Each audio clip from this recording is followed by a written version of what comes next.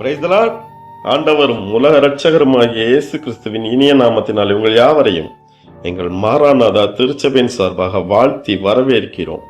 எங்களது திருச்சபைக்காக, ஊழியங்களுக்காக, ஊழியக்காரர்களுக்காக, ஊழியக்காரர்களின் குடும்பங்களுக்காக, சபை விசுவாசிகளுக்காக தொடர்ந்து ஜெபிப்பீர்கள் என்று நாங்கள் கர்த்தருக்குள் விசுவாசிக்கிறோம். நாங்களும் உங்களுக்காக, உங்களது குடும்பத்திற்காக, உங்களது ஊருக்காக, நாட்டிற்காக நாங்களும் ஜெபித்துக் கொண்டிருக்கிறோம்.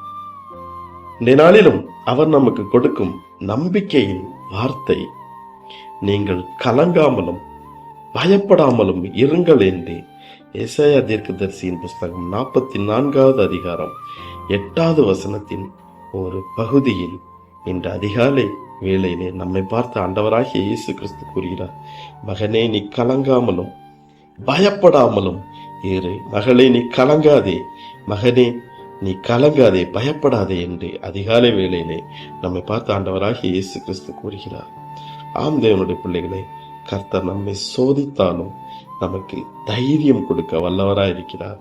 அவர் தமது வசனத்தில் 366 முறைக்கு மேலே பயப்படாதே மகனே, பயப்படாதே மகளே என்று கூறுகிறார். ஆனால் நாமோ இந்த உலக வாழ்விற்காக அடிக்கடி பயந்து கலங்கி கொண்டிருக்கிற ஒரு சூழ்நிலையில் நாம் காணப்பட்டு கொண்டிருக்கிறோம். நாளைய தினத்தை குறித்த ஒரு பயம், மகனை குறித்த ஒரு பயம், மகளை குறித்த ஒரு கலக்கம், வாழ்வை குறித்த மகளின் திருமணத்தை குறித்த ஒரு கலக்கம், திருமணத்தை குறித்த ஒரு பயம் அனைத்து பெற்றோர்களிடமும் காணப்படுகிறது. நாளை என்ன பண்ண போகிறோமோ, எப்படி நான் வழி நடத்த போகிறேன் என்று அநேக குடும்பங்கள் கலங்கி பயந்து கொண்டிருக்கிற ஒரு சூழ்நிலையில் ஆண்டவராகிய இயேசு கிறிஸ்து உங்களை பார்த்து கூறுகிறார், தேவனுடைய பிள்ளைகளை, நீங்கள் கலங்காமலும் பயப்படாமலும் இருங்கள், நான் உங்களுடன் இருக்கிறேன் என்று.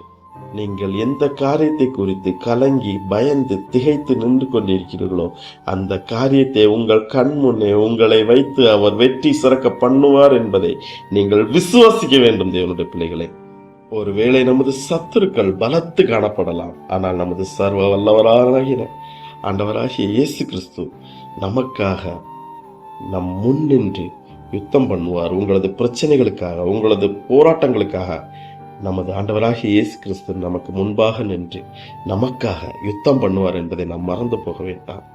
நமது சத்துருக்கள் தந்திரக்காரராய் காணப்படலாம், ஞானமுள்ள ஒரு தேவன் நமது பட்சத்தில் இருக்கிறார். தேவனுடைய பிள்ளைகளே, தேவ கோபம் நம் மீது இருப்பது போல தோன்றலாம். நமது ஜெபங்களுக்கு பதில் அளிக்காமல் காரியங்கள் மிகவும் மோசப்பட்டு கொண்டு போனதாகவே நமக்கு தோன்றலாம். ஆனால் நமது நற்குணங்களை அதிகப்படுத்த, நமது உத்தமத்தை சோதிக்க, கருத்தான ஜெபத்தை ஏறடிக்க இப்படிப்பட்ட காரியங்களை தேவன் அனுமதிக்கிறார் என்பதை நாம் மறந்து போக வேண்டாம். தேவனுடைய பிள்ளைகளே, இந்த நாளிலும் நம்முடைய வாழ்க்கையிலே ஒரு சில போராட்டங்களை, ஒரு சில பிரச்சனைகளை குறித்து கலங்கி போய் காணப்படலாம். வேலை பணிபுரியும் இடத்திலே நாம் கலங்கி பயந்து ஒடுங்கி நடந்து காணப்படலாம்.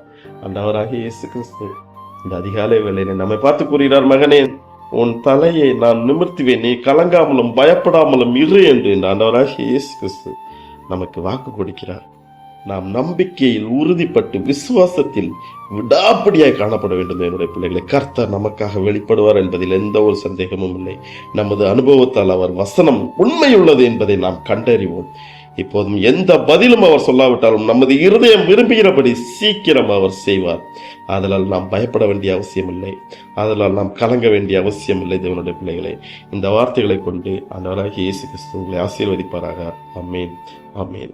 ஆம் தேவனுடைய பிள்ளைகளை, இந்த நாளிலும் அவர் நமது கலக்கங்களை, பயங்களை நீக்கி நம்மை ஆசீர்வதிப்பார். கர்த்தருடைய நாம மகிமைப்படுவதாக.